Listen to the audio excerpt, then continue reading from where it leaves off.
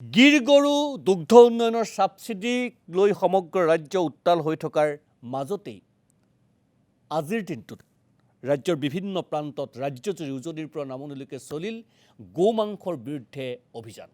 সেই খবৰে আৰম্ভ কৰিছোঁ আজিৰ নিজৰ। মুখ্যমন্ত্ৰী ডক্টৰ হিমন্ত বিশ্ব শৰ্মাৰ কঠোৰ স্থিতিৰ পিছত গা লৰিল আৰক্ষীৰ।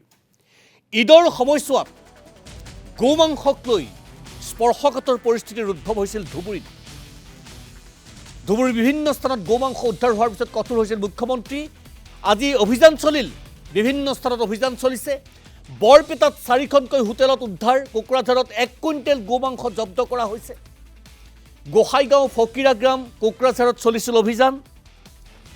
তেজপুৰৰ দোলাবাৰীত 88 কেজি গোমাংস জব্দ কৰা হৈছে। এখন হোটেলৰ পৰাই 88 কেজি গোমাংস জব্দ। হোটেলখনৰ মেনেজাৰ হজৰত আলীক গ্ৰেপ্তাৰ কৰা হৈছে। সত্ৰনগৰী বৰপেটাত মহানগৰীত 2 কুইণ্টেল 30 কেজি গোমাংস জব্দ কৰা হৈছে। গুৱাহাটী মহানগৰ কেৱল হাতীগাঁওতেই 1.5 কুইণ্টেল গোমাংস জব্দ কৰা হৈছে। বশিষ্ঠৰ কটাহবাৰীত 70 কেজি গোমাংস জব্দ কৰা হৈছে। ডিব্ৰুগড়, শিৱসাগৰ চহৰৰ মাজমজিয়াতো অভিযান চলিলে। হাইলাকান্দিত 22 কেজি গোমাংস উদ্ধাৰ কৰা হৈছে। আমি উল্লেখ কৰিছোঁ, মুখ্যমন্ত্ৰীৰ কঠোৰ নিৰ্দেশৰ পিছত গোমাংসৰ বিৰুদ্ধে ৰাজ্যৰ প্ৰান্তে প্ৰান্তে অভিযান চলিছে। সত্ৰনগৰী বৰপেটাত 1 কুইণ্টেল 30 কেজি, 7 কেজি নহয় আৰু পিছত জব্দ হৈছে। 1 কুইণ্টেল 30 কেজি মাংস জব্দ কৰা হৈছে। ঠিক একেদৰে কোকৰাঝাৰত 1 কুইণ্টেল, তেজপুৰত 88 কেজি, মহানগৰী গুৱাহাটীত 2 কুইণ্টেল 30 কেজি, ডিব্ৰুগড় শিৱসাগৰতো বহুখিনি গোমাংস জব্দ কৰা হৈছে। হাইলাকান্দিতো উদ্ধাৰ কৰা হৈছে। আৰু এইদৰেই ব্ৰহ্মপুত্ৰ উপত্যকা, বৰাক উপত্যকা, উজনি অসম, নামনি অসম সৰ্বত্ৰে গোমাংসৰ বিৰুদ্ধে অভিযান চলিলে। আৰু এই পৰ্যন্তও কিছু খবৰ আছে, গোমাংস কেন্দ্ৰিক কিছু খবৰ মই জনাবলৈ চেষ্টা কৰিম, যিহেতু মুখ্যমন্ত্ৰীৰ নিৰ্দেশৰ পিছতেই তৎপৰ হৈছে। পোনপটীয়া সম্প্ৰচাৰত আমাৰ সাংবাদিকসকল আছে বিভিন্ন প্ৰান্তত। কোকৰাঝাৰৰ পৰা ৰিনয় বসুমতাৰী, নলবাৰীৰ পৰা নকুল তালুকদাৰ, নগাঁৱৰ পৰা বীৰেন বৰা আৰু গুৱাহাটীৰ পৰা পুলক মহন্ত। মই প্ৰথমতেই পুলক মহন্ত, মই আপোনাৰ ওচৰলৈ আহিছোঁ যে গুৱাহাটীৰ সবিশেষ খবৰখিনি আপোনাৰ জানিবলৈ চেষ্টা কৰিম, যিহেতু হাতীগাঁও আৰু বশিষ্ঠৰ কথা আমি গম পাইছোঁ। অভিযান এতিয়াও চলি আছে নেকি গোটেই কথাখিনি? পুলক। নিশ্চয়কৈ ক'ব লাগিব, মুখ্যমন্ত্ৰীৰ নিৰ্দেশৰ পাছতে আচলতে এক প্ৰকাৰ অসম আৰক্ষী তেওঁলোকৰ যি অভিযান সেয়া তীব্ৰতৰ হৈছে আমি দেখিবলৈ পাইছোঁ। আজি দিনটোত ৰাজ্যৰ কেইবাটাও প্ৰান্তত যি অভিযান চলিছে তাৰ সমান্তৰালকৈ মহানগৰীৰ মুঠ 3টাকৈ প্ৰান্তত অভিযান চলিলে। প্ৰায় 2 কুইণ্টেলতকৈ অধিক বুলি ক'ব লাগিব, কাৰণ যিখিনি ডাটা শেহতীয়াকৈ আমাৰ হাতলৈ আহিছে। আৰক্ষী এতিয়াও অভিযান কিছু প্ৰান্তত চলি আছে বুলি খবৰ আহিছে। প্ৰথমতে যদি আমি কওঁ হাতীগাঁৱত যিহেতু সৰ্বাধিক গোমাংস আজিৰ তাৰিখত আৰক্ষীয়ে জব্দ কৰিছে, সেয়া হৈছে 1.5 কুইণ্টেল। আৰু 5জন লোকক সৰ্বমুঠ আটক কৰিছে আৰক্ষীয়ে এই মুহূৰ্তলৈকে, যিখিনি খবৰ আহিছে। দ্বিতীয়তে যদি আমি চাওঁ তেনেহ'লে গড়চুকতো আজি দুপৰীয়াৰ ভাগত অভিযান চলিছিলে আৰক্ষীৰ, আৰু সেই অভিযান কালত 70 কেজি গোমাংস তাত আৰক্ষীয়ে জব্দ কৰিছে আৰু 2গৰাকী লোকক তেওঁলোকে আটক কৰিছে। তাৰ সমান্তৰালকৈ আমি যদি চাওঁ সাতগাঁৱতো আজি অভিযান চলিছিলে আৰক্ষীৰ।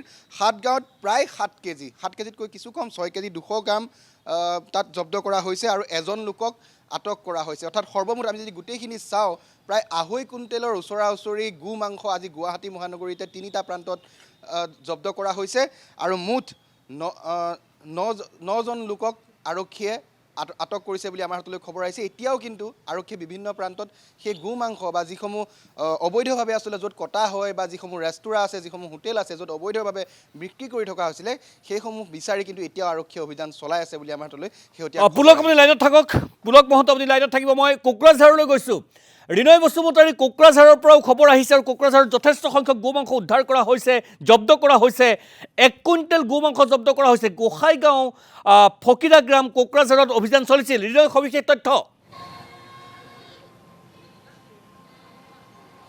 হয় সুনীত ভূঞা, কোকৰাঝাৰ আৰক্ষীয়ে বিভিন্ন ঠাইত কোকৰাঝাৰ চহৰত থকা যে মছজিদ আছে এই এৰিয়াত 4খন যে হোটেল আছিল তাতে ৰেড কৰা হৈছে। আৰু জয়পুৰ, গোসাইগাঁও আৰু ফকিৰাগ্ৰাম একে সময়তে বিভিন্ন ঠাইত অপাৰেশ্যন বা ৰেড কৰাৰ পিছত গুৰুমুখ বিভিন্ন ঠাইৰ পৰা উদ্ধাৰ কৰিবলৈ সক্ষম হৈছে কোকৰাঝাৰ পুলিচে।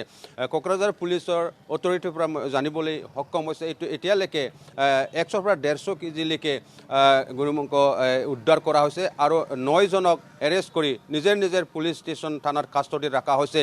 এই গুৰুমুখটো ক'ত পৰা লৈ অনা হয় আৰু কোনে এই ইলিগেলি কোনোবা কাটি বিক্ৰী কৰি আছে নেকি এইটো তদন্ত এতিয়া আৰম্ভ কৰা হৈছে। এইটো কোকৰাঝাৰ চহৰৰ ওচৰত বা কোকৰাঝাৰৰ ওচৰৰ গাঁৱত পায় না ধুবুৰী জিলাৰ পৰা লৈ অনা হয় এইটো এজনকৈ এতিয়ালৈকে হুচপুচ কৰি আছে। আৰু অহাকালি এই যে 9 জনক লৈ বিভিন্ন ঠাইত ক'ত পৰা লৈ অনা হৈছে এইটো তদন্ত কৰা হ'ব। ইয়াৰ পৰা লৈ যায় ক'ত পৰা এই যে বিফটো লৈ অনা হৈছে এইটো হুচপুচ কৰিব। এতিয়ালৈকে কোকৰাঝাৰ মতি হৈ আছে এইটো কোকৰাঝাৰ পুলিচ ষ্টেচন ইয়াত 7 জনক এতিয়া ৰখা হৈছে আৰু হুচপুচ কৰি আছে ক'ত পৰা লৈ অনা হয়। আৰু যদি চাই বিভিন্ন ঠাইত গৰু চোৰ হয় আৰু গৰুটো বিক্ৰী কৰা হয়। এই গৰুটোই য'ত গাঁৱৰ পৰা লৈ অনাৰ পিছত কাটি বিক্ৰী কৰে নেকি টাউনত বা কোকৰাঝাৰ চহৰৰ ওচৰত যে মছজিদ আছে ইয়াত 4টা হোটেল আছে ৰেষ্টুৰেণ্ট ইয়াৰ পৰাই কোনটোবা ৰান্দা আৰু কোনটোবা যে এতিয়ালৈকে ইয়াৰ পৰাও উদ্ধাৰ কৰিছে। আৰু কোকৰাঝাৰ আৰক্ষীয়ে বিভিন্ন ঠাইত আকৌ কৰিব কালি ৰাতিপুৱা যে 9 জনক এতিয়া পুলিচ কাষ্টডিত ৰখা হৈছে। এতিয়া যদি চাই কোকৰাঝাৰ বিভিন্ন গাঁৱত বিভিন্ন ঠাইত গৰু চোৰ হৈ আছে। এই গৰু চোৰটোৱে কাটি কোকৰাঝাৰ টাউনত বা কোকৰাঝাৰ য'ত হোটেলত উদ্ধাৰ হৈছে এই হোটেলত লৈ অনা হয় নেকি এইটো আৰক্ষীয়ে তদন্ত আৰম্ভ কৰিছে। এই যোনে ইনভলভ আছে এইটো ধৰিবৰ কাৰণে চেষ্টা কৰাটো আমি জানিবলৈ পাইছোঁ। সুনীত ৰিনয় আপুনি লাইনত থাকিব। মই নকুল তালুকদাৰ বৰপেটা আৰু নলবাৰীৰ কথা জানিবলৈ চেষ্টা কৰিম। বৰপেটাত সত্ৰনগৰী বৰপেটাত 1 কুইণ্টেল 30 কেজি গোমাংস উদ্ধাৰ হৈছে বা জব্দ কৰা হৈছে। অত্যন্ত স্পৰ্শকাতৰ কথা যিহেতু গোমাংস